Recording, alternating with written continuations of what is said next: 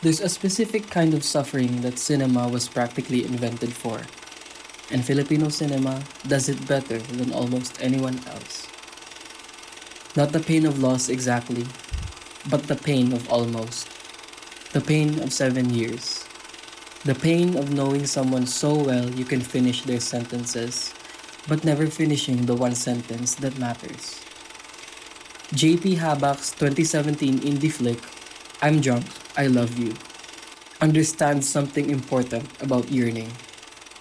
It's not just wanting something you can't have, it's about being stuck in a state of suspense, where the present moment is always haunted by what could be, and time itself becomes a form of violence.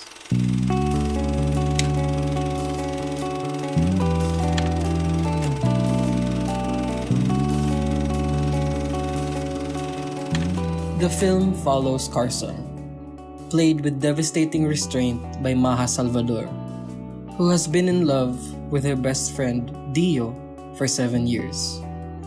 7 years of seeing each other at gigs and eating butterballs. 7 years of being close enough to touch, but never crossing that line.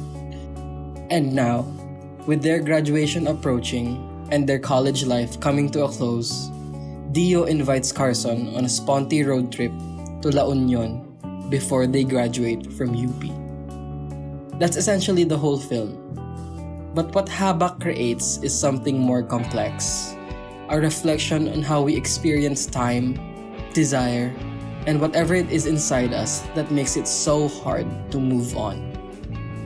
Let's start with Carson's facial language, because I think it's doing most of the work.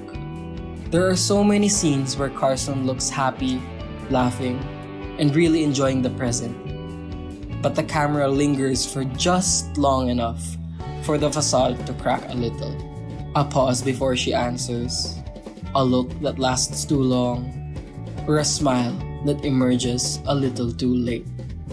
I want to borrow a concept from French philosopher Roland Barthes. He talks about the punctum, the small detail in an image that pierces the viewer. While it may not be the focus of the image, it still sticks with you anyway. For me, the punctum is always Carson's eyes. The smile says one thing, yet the eyes say another. Part of what makes this film resonate so much is how deeply rooted it is in our ideas about love and longing.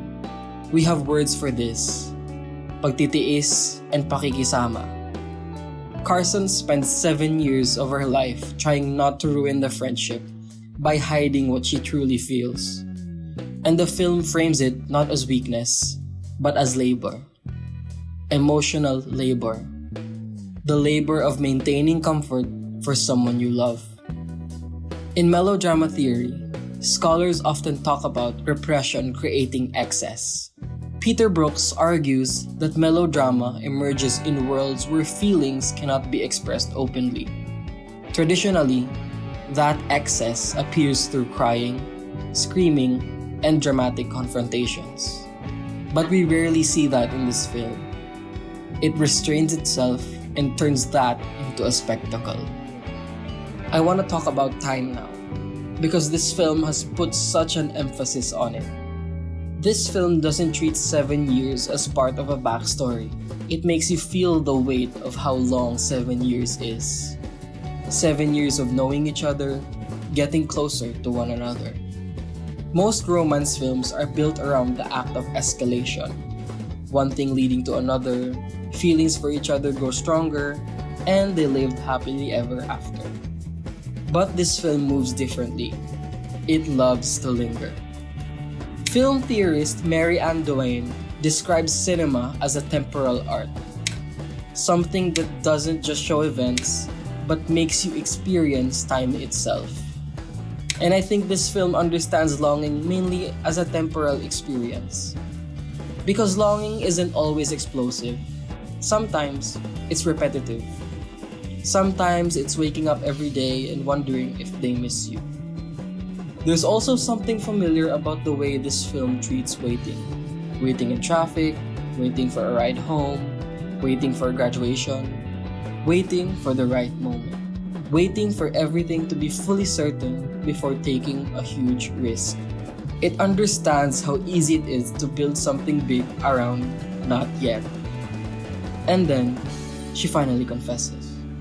Mahal kita.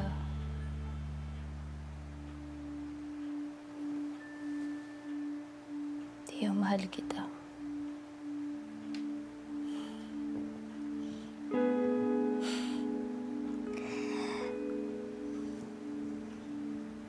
Mahal kita 7 years na. Carson tells Dio she's loved him for 7 years.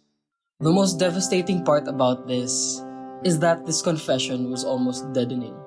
Dio listens. He understands how important she is to him.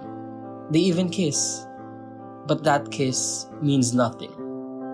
Closeness is not the same as reciprocity. Dio deeply cares about Carson, but not in the way Carson wants him to. And this imbalance is what the film has been orbiting around from the start. Lauren Berlant has this concept called cruel optimism. And it is the idea that we sometimes remain attached to desires that truly prevent us from moving forward. And Carson held on for 7 years because she was too scared to confront it. The fantasy remains alive because it was never put to the test. And that confession finally forced reality to enter the room. Another thing this film does is that Carson's confession doesn't dramatically change their friendship. We don't see a huge fight. Instead, we see something much sadder. Intimacy restructured. After Carson confesses, the trip simply goes on. They still talk to each other, and they still exist in the same spaces. But this time, everything feels different. Patty's presence also makes that feeling more intense. Dio reconciling with her destroys the future Carson had silently imagined for years. And it's not Dio's fault. It's because what Carson built in her head was never the one Dio was moving toward. The film's tragedy is not just unrequited love. It's emotional lateness. Carson does eventually say what she feels, but only after years of hesitation and self-preservation, fueled by the fear of losing the friendship. By the time she confessed, the emotional structure around them has already solidified. And then there's Jason. Time check. Para ka na pong silang plaka. It would be easy to treat him as comic relief, but I think he does way more than that. He is the only one who consistently sees through Carson. His jokes ultimately become a form of emotional intelligence. He understands how absurd and sad Carson's situation is. 7 years. Wala kang pahinga? Gusto mo pa atang i-delay? Sayang eh. Even his own subplot, which is meeting someone through a dating app only to discover that his date already had a boyfriend, mirrors the film's battle with unstable intimacy. I also want to take a moment to talk about the film's visuals. I'm Drunk, I Love You prides itself on looking natural. Many handheld shots, ambient lighting, long takes. The performances feel loose and conversational, almost documentary-like at certain points. The framing is also effective. There are a lot of shots where Carson and Dio occupy the same space physically, but still feel emotionally separated. Even the pacing reflects this restraint. The film doesn't rush emotional scenes or cut way too quickly. It embraces the pauses, awkward silences, and small reactions. The cinematography feels almost observational, like the camera is simply watching two people slowly realize that they want different things from each other.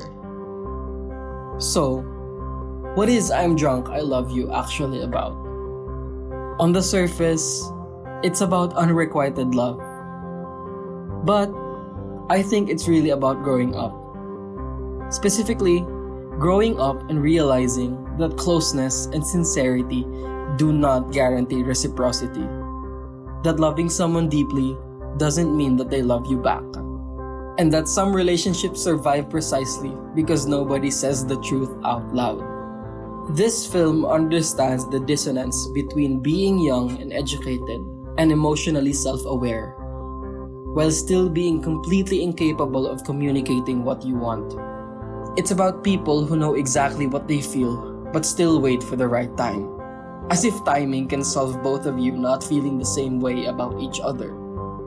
In the end, Carson does not win Dio, but the film refuses to humiliate her for loving him, and that's important. Yearning is often treated as pathetic in popular culture, especially long-term yearning, and most especially when it's unreciprocated. This film takes Carson's yearning completely seriously. It says this feeling mattered. Because almost everyone has lived like this at some point. Maybe someday, what if, not yet. It doesn't offer an escape from these feelings. It just sees them clearly. And sometimes, being seen like that is closure in and of itself. That seeing is the whole point.